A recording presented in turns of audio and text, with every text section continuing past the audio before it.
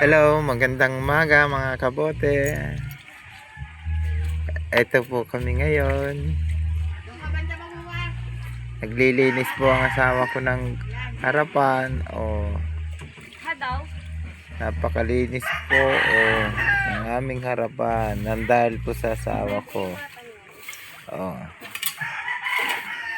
Nagsiga. Tapos makakapulot sa pagpila. Ayan po.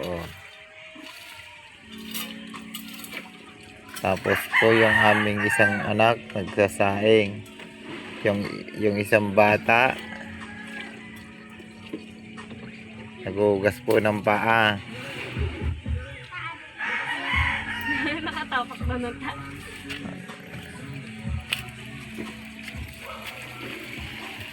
At meron pa po sa loob nagluluto.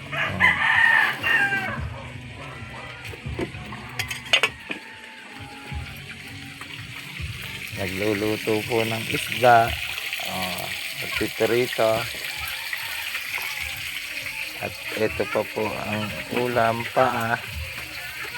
Paa po ng manok. Ibigay mo yung kawatan niya. Mahulog. Malaglag yan. Yang. Ay ko.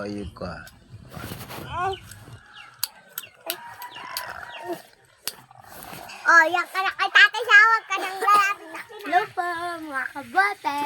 Nandito ang kapatid ko.